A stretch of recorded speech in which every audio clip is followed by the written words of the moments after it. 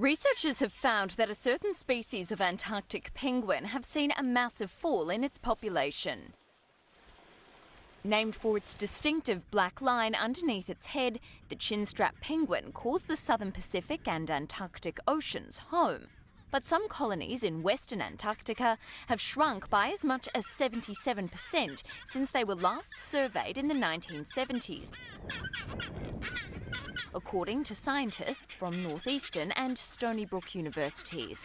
They travelled on 2 Greenpeace ships earlier this year, using manual and drone surveillance to assess the damage. Reuters' Stuart McDill joined the crew. What's happened to the Chinstrap penguin colony here is echoed up and down this part of the continent.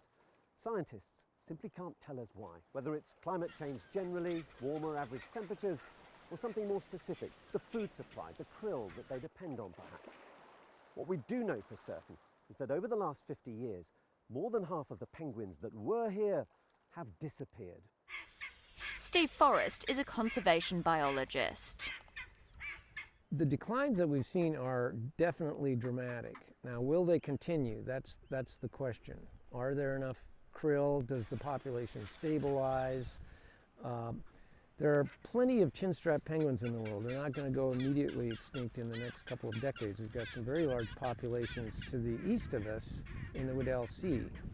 So the issue is more, what are these particular Chinstrap penguins telling us about climate change, probably, and other drivers of global ocean change in this part of the Antarctic where it's warming more dramatically than anywhere else in the Antarctic currently. 5 degrees C over the last 20 or 30 years.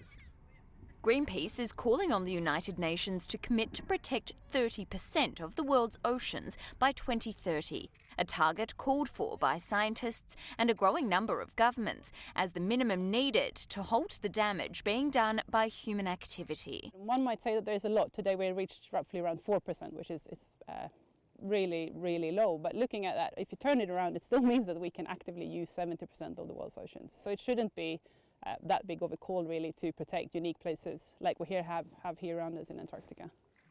The UN meets from March 23rd to April 3rd to try to agree to a global ocean treaty next year.